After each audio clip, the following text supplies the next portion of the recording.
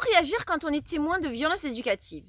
Bonjour, moi je suis Aurélie Jouin, je suis coach pour les parents conscients et je vais donc répondre dans cette vidéo à cette question qui m'est souvent posée par des parents qui se posent des questions, qui se sont posés des questions sur la façon d'éduquer leurs enfants et qui se posent des questions quant à la façon de réagir avec des personnes qui ne pratiquent pas l'éducation bienveillante. Alors, ça peut vous arriver n'importe où, ça peut être au supermarché, dans la rue, au parc. Vous allez être témoin de violences éducatives. Alors, violence éducative, ça va être par exemple un parent qui attrape son enfant et qui le secoue. Ça peut être un parent qui rabaisse son enfant, qui lui dit par exemple « tu es vraiment trop nul, tu comprends jamais rien à rien », des choses comme ça en public devant vous. Et vous voyez que l'enfant est pas bien et vous, ça vous met mal à l'aise, vous ne savez pas comment réagir. Vous auriez envie de sauter sur le parent et de lui expliquer que non, c'est pas une façon de parler à son enfant, que son enfant est une personne humaine et qu'on lui doit le respect.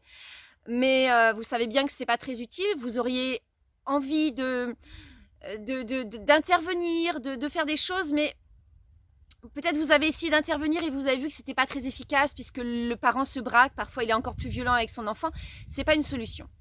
Alors, je vais partager avec vous ce que je pratique depuis une dizaine d'années et les techniques qui ont été les plus efficaces quand j'ai été, comme vous, témoin de violences éducatives et comment j'ai pu y réagir avec le plus d'efficacité possible.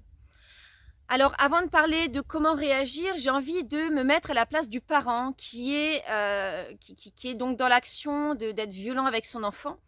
Peut-être ce parent est fatigué. Peut-être ce parent a beaucoup de soucis et a du mal à se concentrer. Peut-être que ce parent voudrait juste avoir 1 heure pour lui sans son enfant et il a été obligé d'aller faire ses courses avec son enfant ou il a sorti son enfant au parc parce que le petit ou la petite devenait fou dans l'appartement ou folle et avait besoin de se dépenser.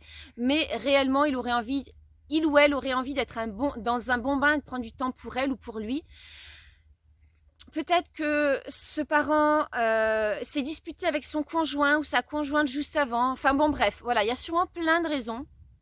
Peut-être que c'est comme ça qu'il a toujours fonctionné, parce que ses parents fonctionnaient avec lui comme ça et que pour lui c'est normal ou pour elle c'est normal de violenter son enfant.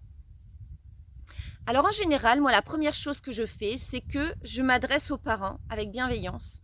Voilà, vous pouvez faire ça, vous pouvez aller voir le parent.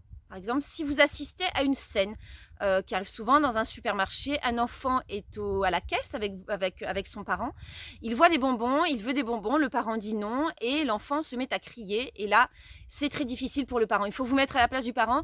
Si ça vous est déjà arrivé, c'est extrêmement difficile pour le parent de savoir comment réagir. Il y a le regard extérieur, les gens qui... la peur d'être jugé, d'être un parent trop laxiste, trop dur ou quoi que ce soit. Souvent trop laxiste d'ailleurs, et le parent va avoir tendance à faire du zèle.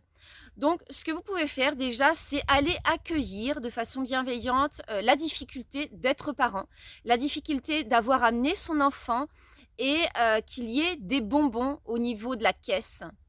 Souvent, ce que je fais, c'est je regarde le parent et je dis avec beaucoup de compréhension, je dis « Oh là là, mais qu'est-ce que c'est difficile, qu'est-ce que c'est pas normal qu'il y ait des bonbons à côté des caisses, c'est difficile pour les parents. » Il faudrait vraiment que les supermarchés arrêtent de mettre des bonbons près de la caisse. Voilà, par exemple, ça peut être quelque chose, lui faire comprendre que vous comprenez sa réaction, vous comprenez pourquoi il est agacé et que vous comprenez pourquoi il peut s'énerver. Ensuite, vous pouvez éventuellement lui proposer votre aide. C'est-à-dire, est-ce que vous voulez que je vous aide à remplir votre caddie? Est-ce que vous voulez que je joue un peu avec votre enfant? Si vous êtes par exemple à la caisse derrière lui ou elle, il saura qu'il ne va pas partir. Vous n'allez pas partir avec son enfant sous le bras. Voilà, ça peut être des choses comme ça. Alors, vous pouvez également partager votre expérience, c'est-à-dire moi, une fois, j'étais à la caisse, mon enfant est devenu fou, j'étais très fâchée contre lui, j'ai vraiment failli le secouer dans tous les sens, mais j'ai préféré un. Et vous pouvez également partager votre expérience, c'est-à-dire vous allez commencer à lui donner des clés sur une autre façon de réagir que la façon classique, c'est-à-dire secouer son enfant, c'est-à-dire en vouloir à son enfant. Et après, ce que je fais en général, c'est que je me tourne vers l'enfant et je lui dis, je fais la même chose, je fais de l'écoute active et je lui dis, c'est difficile de voir tous ces bonbons, alors ça dépend de l'âge, mais c'est difficile de voir tous ces bonbons et que maman ou papa refuse que tu en aies. Quand tu les vois, ça te donne envie d'en manger et du coup, tu as envie de le faire savoir très très fort. Alors, vous adaptez évidemment le langage, là j'ai pris à peu près pour ma fille de 5-6 ans, hein, mais vous adaptez le langage à l'âge de l'enfant. Et en général, rien que le fait d'être compris et surtout d'être abordé par un inconnu, l'enfant redescend. Il va se mettre en retrait, il va peut-être se cacher derrière sa mère ou son père.